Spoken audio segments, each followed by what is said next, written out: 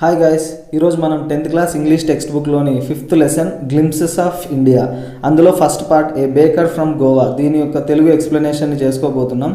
Glimpses అంటే partial view అనమాట. అంటే కంప్లీట్ డీటెయిల్స్ కాకుండా పార్షియల్గా కొన్ని ఇంపార్టెంట్ థింగ్స్ని మాత్రమే టచ్ చేస్తూ వెళ్ళడం, దాన్ని గ్లింప్సెస్ అంటాము. ఇండియాలో అటువంటి ఇంపార్టెంట్ 3 థింగ్స్ గురించి ఇక్కడ ఉన్నాయి. A baker from Goa, second part Coorg అనే ప్లేస్ గురించి, అండ్ టీ ఫ్రమ్ అస్సాం దీని గురించి. ఇందులో మనం ఫస్ట్ పార్ట్ని ఈరోజు చెప్పుకోబోతున్నాం ఈ వీడియోలో. ఏ బేకర్ ఫ్రమ్ గోవా, గోవాకు చెందినటువంటి ఒక బేకర్ గురించి. This is a pen portrait of a traditional Goan village baker who still has an important place in his society. ఒక విలేజ్ బేకర్ అనమాట. బేకర్ అంటే తెలుసు కదా, బేకరీలో ఈ కేక్స్, బ్రెడ్ వీటిని తయారు చేసే వ్యక్తి, బేకింగ్ చేసే వ్యక్తిని బేకర్ అని పిలుస్తాము. ఆ గోవాలో ఒక విలేజ్ బేకర్ అనమాట. ఇప్పటికీ తన సొసైటీలో అతనికి ఇంపార్టెంట్ ప్లేస్ ఉంది. ఆ వ్యక్తి గురించి, అంటే పర్టికులర్ ఒక వ్యక్తి కాదు, బేకర్ ఎవరైనా కావచ్చు, అతని గురించి. Our elders are often heard reminiscing nostalgically about those good old Portuguese days. The Portuguese and their famous loaves of bread. మన ఇండియాని బ్రిటిష్ వాళ్ళతో పాటుగా పోర్చుగీస్ వాళ్ళు, ఫ్రెంచ్ వాళ్ళు కూడా రూల్ చేశారు కదా. అందులో పోర్చుగీస్ టైంలో ఇంట్రడ్యూస్ చేసినటువంటి కల్చర్, అప్పుడు జరిగినటువంటి విషయాల గురించి ఈ పార్ట్లో ఉంటుంది. రెమినిసింగ్ నోస్టాలజికల్ అంటే thinking fondly of the past. గతాన్ని ఆప్యాయంగా నెమరేసుకుంటూ ఉంటారు కదా, మంచి రోజుల్ని. దాన్ని రెమినిసింగ్ నోస్టాలజికలీ అంటాం. అంటే పాస్ట్ గురించి ఆప్యాయంగా నెమరు వేసుకోవడం వాటిని. అంటే అప్పుడు బాగుండేది కదా, ఆ టైం ఎంత బాగుండేది ఇప్పటికన్నా అని పెద్దవాళ్ళు మాట్లాడుకుంటూ ఉంటారు కదా, దాని గురించి. అప్పుడప్పుడు అక్కడ ఉన్నటువంటి వాళ్ళు పోర్చుగీస్ డేస్ గురించి, అండ్ ఆ పోర్చుగీస్ టైంలలో ఫేమస్ అయిందనమాట లోవ్స్ ఆఫ్ బ్రెడ్, వాటి గురించి కూడా మాట్లాడుకునేవాళ్ళు. లోవ్స్ ఆఫ్ బ్రెడ్ అంటే బ్రెడ్తో తయారు చేసినటువంటి ఒక ఫుడ్. ఆ బ్రెడ్ అంటే కొద్దిగా లావుగా రొట్టెలాగా ఉంటుంది, దాన్ని లోవ్స్ అంటాం. తినడానికి ముందు కట్ చేసుకుంటారు స్లైసెస్లలో, ఇది కట్ చేయడానికి ముందు లోవ్స్ అని పిలుస్తాం. ఆ ఫేమస్ అనమాట చాలా, దాని గురించి కూడా అప్పుడప్పుడు మాట్లాడుకుంటూ ఉంటారు. Those eaters of loaves might have vanished, but the makers are still there. ఇప్పుడు తినేవాళ్ళు లేరు, మేబీ. వ్యానిష్డ్ అంటే మాయమైపోవడం, అంటే ప్రజెంట్ లేకపోవడం, ఎవ్వరు లేరు. ఇప్పుడు ఆ లోవ్స్ని తినేవాళ్ళు లేరు, కాకపోతే మేకర్స్ మాత్రం ఇంకా ఉన్నారు, అవి తయారు చేసే వ్యక్తులు ఇంకా ఉన్నారనమాట. We still have amongst us the mixers. మన మధ్యలోనే ఇప్పటికీ ఆ మిక్సర్స్ అంటే ఆ పిండి మిక్స్ చేస్తారు కదా, with water and some ingredients కలిపి అన్ని మిక్స్ చేస్తూ ఉంటారు బిఫోర్ మేకింగ్ ద బ్రెడ్. అది ఆ వస్తువులు మిక్సర్స్. ద మౌల్డర్స్ అంటే ఆ బ్రెడ్ని తీసుకెళ్ళి మౌల్డ్స్లలో పెడతా ఉంటారు, అంటే పర్టికులర్ షేప్ రావడానికి మౌల్డ్స్ యూజ్ చేస్తారు అవి. And those who bake the loaves, ఆ లోవ్స్ని తయారు చేసే వ్యక్తులు, ఇవన్నీ మన మధ్య ఇంకా ఉన్నాయి.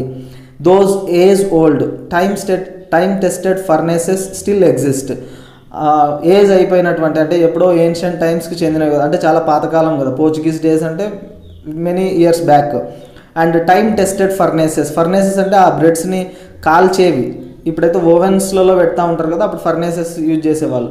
టైమ్ టెస్టెడ్ అంటే ప్రతిసారి వాడడానికి ముందు ప్రతిసారి టెస్ట్ చేసేవాళ్ళు, ఆ ఫర్నేస్ వర్క్ అవుతుందా లేదా అని. అవి ఇప్పటికీ ఉన్నాయంట. The fire in the furnaces has not yet been extinguished. ఆ ఫర్నేసెస్లలో ఉండే ఫైర్ ఇప్పటికీ ఆరిపోలేదు, అంటే ఇప్పటికీ యూజ్ చేస్తూ ఉన్నారు వాటిని. ద థర్డ్ and jingle of the traditional bakers bamboo heralding his arrival in the morning can still be heard in some places. The థర్డ్ అండ్ జింగిల్ అంటే సౌండ్ అనమాట. ఈ వ్యక్తి, ఈ బేకర్ అంటే ఈ బేకర్ పొద్దున్నే తను తయారు చేసినటువంటి బ్రెడ్ని అమ్ముకోవడానికి, ఆ లోవ్స్ ఆఫ్ బ్రెడ్ని అమ్ముకోవడానికి చేతిలో ఒక బ్యాంబూ స్టిక్ని పట్టుకొని వచ్చేవాడు. దాన్ని కింద సౌండ్ చేసేవాడు నేల మీద. ఆ సౌండ్నే ఈ థర్డ్ అండ్ జింగిల్ సౌండ్ అంటాం. పొద్దున్నే మార్నింగ్ వీధి తిరిగి అమ్ముకునేవాడు. హెరాల్డింగ్ అంటే అనౌన్స్ చేసేవాడు, నేను వచ్చాను అని. ఎలా? ఆ బ్యాంబూ స్టిక్తో కింద సౌండ్ చేస్తూ. ఆ సౌండ్ వచ్చిందంటే అక్కడ ఉన్నటువంటి వాళ్ళందరికీ అర్థమవుతుంది, ఆ స్ట్రీట్లో ఉన్న వాళ్ళందరికీ బేకర్ వచ్చాడు, ఆ బ్రెడ్ని తీసుకొని వచ్చాడు అని. Can still be heard in some places. ఆ సౌండ్ ఇప్పటికీ కూడా కొన్ని ప్లేస్లలో వినిపిస్తూ ఉంటుంది. Maybe the father is not alive but the son still carries on the family profession. Maybe అప్పుడు ఉన్నటువంటి పెద్దవాళ్ళు, ఫాదర్ మేబీ ఉండకపోవచ్చు, కానీ వాళ్ళ కొడుకు, అంటే వాళ్ళ పిల్లలు, వాళ్ళ నెక్స్ట్ జనరేషన్ వాళ్ళు ఇప్పటికీ ఆ ఫ్యామిలీ ప్రొఫెషన్ని ఇప్పటికీ ఫాలో అవుతూ ఉన్నారు. అంటే వాళ్ళ ఫోర్ ఫాదర్స్ ఈ బ్రెడ్ని తయారు చేసేవాళ్ళు కదా, బేకర్గా ఉండేవాళ్ళు. కొద్దిమంది ఇప్పటికీ వాళ్ళ ఫ్యామిలీ ప్రొఫెషన్ని చేస్తూ ఉన్నారు. These bakers are even today known as pader in Goa. గోవాలో ఇప్పటికీ ఆ బేకర్స్ని పదేర్ అని పిలుస్తారంట. ఎందుకు పదేర్ అంటారంటే ఈ పోర్చుగీస్లో పదెయిరో అనేవాళ్ళు బేకర్ని పదెయిరో అని పిలుస్తారు పోర్చుగీస్లో. అక్కడంతా గోవాలో పోర్చుగీస్ వాళ్ళు పరిపాలించారు కదా, అప్పుడు ఉన్న ఆ ఎఫెక్ట్ వల్ల ఇప్పటికీ పదెయిరోని పదేర్ అని పిలిచేవాళ్ళు. ఇప్పటికీ అదే కొనసాగిస్తూ ఉన్నారు, బేకర్ని పదేర్ అని పిలుస్తారు గోవాలో. During our childhood in Goa the baker use to be our friend, companion and guide. చిన్నప్పుడు ఈ పదేర్ అంటే ఈ బేకర్ ఫ్రెండ్ లాగా ఉండేవాళ్ళంట వీళ్ళ చిన్నప్పుడు. ఈ రైటర్ చిన్నప్పుడు ఆయన గోవాలో ఉన్నప్పుడు ఈ బేకర్ ఎవరైతే ఉన్నాడో ఆయన ఒక ఫ్రెండ్ లాగా, కంపానియన్ అంటే తోడుగా, అండ్ గైడ్ ఏదైనా తెలియని విషయాల్ని తెలియజేసే వ్యక్తిగా, ఒక మెంటార్గా కూడా ఉండేవాడంట. He used to come at least twice day, రోజుకి 2 సార్లు వచ్చేవాడంట at least. Once when he set out in the morning on his selling round, first ఎప్పుడంటే అమ్మడానికి బయలుదేరుతాడు కదా, తన బ్రెడ్ అంతా తీసుకొని వీధి తిరిగి అమ్ముతూ ఉంటారు, అప్పుడు వచ్చేవాడు ఒకసారి. And then again when he returned after emptying his huge basket, second time తన మొత్తం ఆ బాస్కెట్ ఏదైతే బ్రెడ్స్ అన్నీ తీసుకొని పోతూ ఉంటాడో ఆ బాస్కెట్ అంతా ఎంప్టీ అయినాక, మొత్తం ఖాళీ అయిపోయినాక రెండోసారి వచ్చేవాడు. అంటే ఒకసారి పూర్తిగా తీసుకొని అమ్మడానికి బయలుదేరినప్పుడు, రెండోసారి పూర్తిగా అమ్మేసి తను ఇంటికి తిరిగి వెళ్ళేటప్పుడు. The jingling thud of his bamboo woke us up from sleep and we ran to meet and greet him. పొద్దున్నే ఆ జింగ్లింగ్ థర్డ్ సౌండ్ వచ్చినప్పుడు, ఆ బ్యాంబూ స్టిక్తో కింద కొట్టుకుంటా సౌండ్ చేసినప్పుడు వీళ్ళు నిద్రలోంచి లేచేవారంట. వీళ్ళంతా పిల్లలుగా ఉన్నప్పుడు ఇంకా పరిగెత్తుకుంటా పోయి అతన్ని గ్రీట్ చేసేవాళ్ళు, అతన్ని పలకరించేవాళ్ళు. వై వాజ్ ఇట్ సో, ఎందుకు అలా పలకరించేవాళ్ళు? Was it for the love of the loaf, అంటే ఆ లోఫ్ ఆ బ్రెడ్ దాని మీద ప్రేమతోనా? నాట్ అట్ ఆల్, అదొకటే కాదు. The loaves were bought by some Paskine or Bastine, ఎందుకంటే లోవ్స్ని ప్యాస్కినో బ్యాస్టిన్ ఎవరెవరు తీసుకొని వస్తారు అంటే మెయిడ్ సర్వెంట్స్ అనమాట, ఇంట్లో పనిచేస్తూ ఉంటారు కదా సర్వెంట్స్ని, వాళ్ళని ప్యాస్కిన్ ఆర్ బ్యాస్టైన్ అంటారు. అంటే పని చేసేవాళ్ళు, వాళ్ళు ఎవరో తీసుకొని వస్తారు కదా బ్రెడ్ని, మళ్ళీ వీళ్ళే ఎందుకు పోయి అతన్ని విష్ చేయాలా? The maid servant of the house, Paskine or Bastine అంటే maid servant of the house అని, ఇంట్లో పనిచేసేవాళ్ళు. What we long for were those bread bangles which we chose carefully. వీళ్ళకి ఏది చాలా ఇష్టం అంటే, లాంగ్ ఫర్ అంటే వీళ్ళు ఇష్టపడేది ఏదంటే బ్రెడ్ బ్యాంగిల్స్. బ్రెడ్ బ్యాంగిల్స్ అంటే బ్యాంగిల్స్ లాగా ఉంటాయి, డోనట్స్ తెలుసు కదా, డోనట్స్ షేప్లలో ఉంటాయి, అవంటే ఈ పిల్లలకి చాలా ఇష్టం. పెద్దవాళ్ళంతా లోఫ్స్ని తినేవాళ్ళు, లోవ్స్ని, చిన్నపిల్లలు bread bangles. Sometimes it was sweet bread of special make, కొన్నిసార్లు స్పెషల్గా స్వీట్ బ్రెడ్ అది కూడా ఇష్టపడేవాళ్ళు వీళ్ళు. The baker made his musical entry on the scene with jang jang sound of his specially made bamboo staff.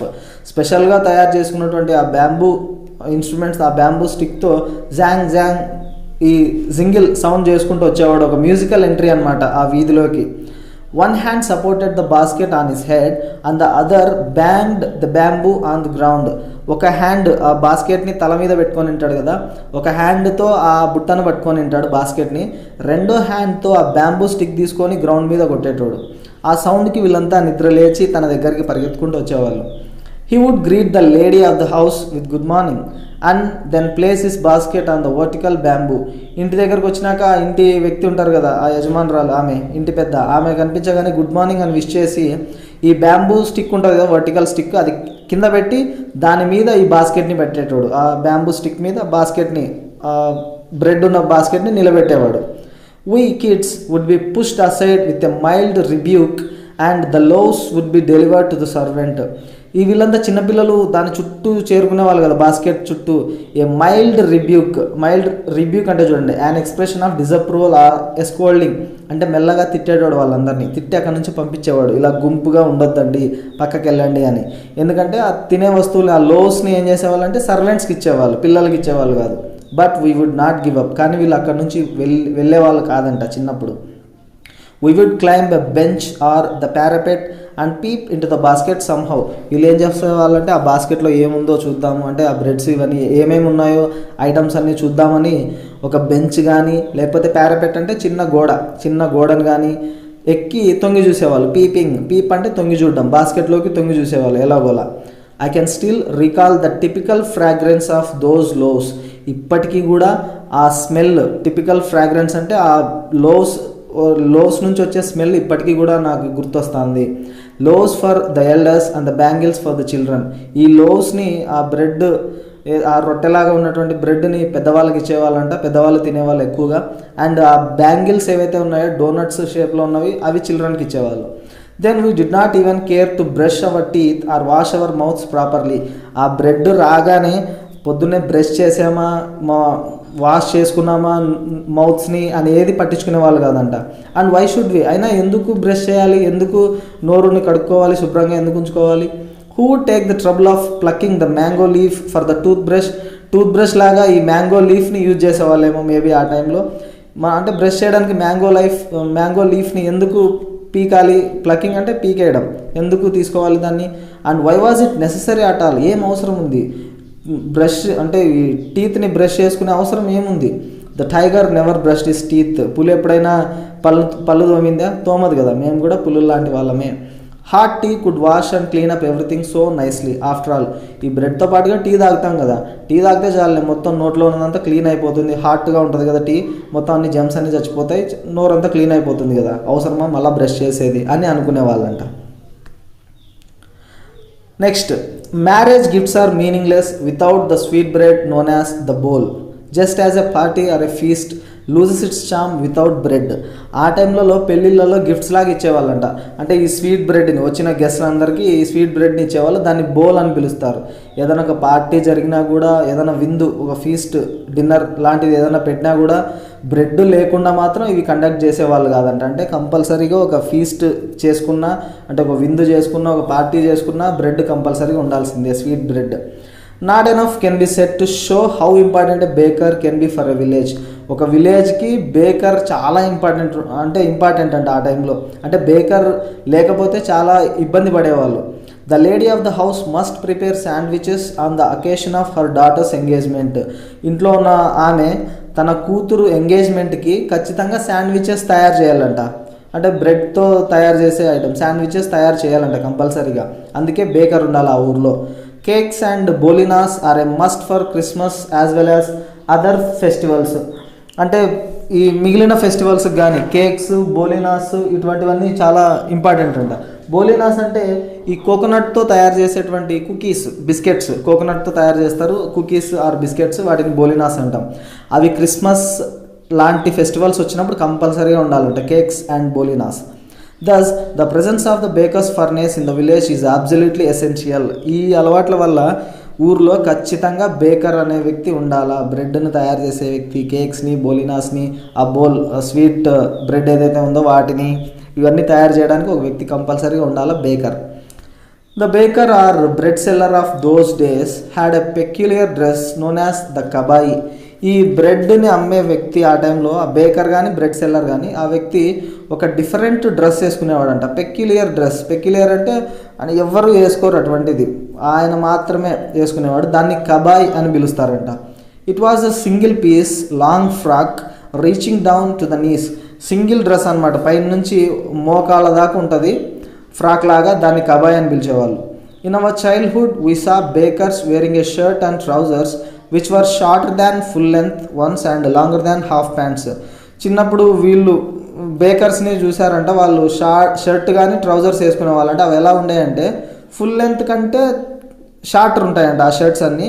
And pants కూడా half pants ఉంటాయి కదా, అంటే మోకాళ్ళ దాకా, వాటికంటే లాంగర్ ఉండేటివి. అంటే పూర్తిగా కిందకి ఉండవు, అలా అని మోకాళ్ళ పైకి ఉండవు, కిందికి కొద్దిగా మోకాళ్ళు దాటుకొని ఉండేవి half pants.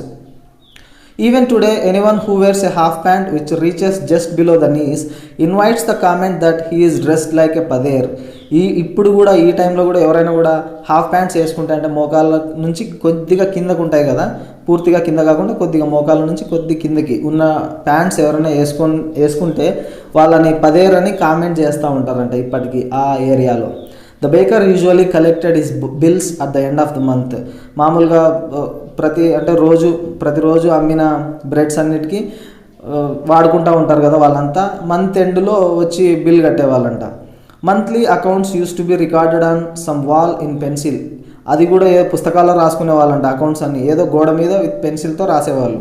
Baking was indeed A profitable profession in the old days. ఆ టైంలో, ఆ ఓల్డెన్ డేస్లో ఈ బేకింగ్ అనేది, బ్రెడ్ తయారు చేయడం అనేది ఒక ప్రాఫిటబుల్ ప్రొఫెషన్ అంట, అంటే బాగా డబ్బులు సంపాదించేవాళ్ళు దాంట్లో, ఆ బిజినెస్లో.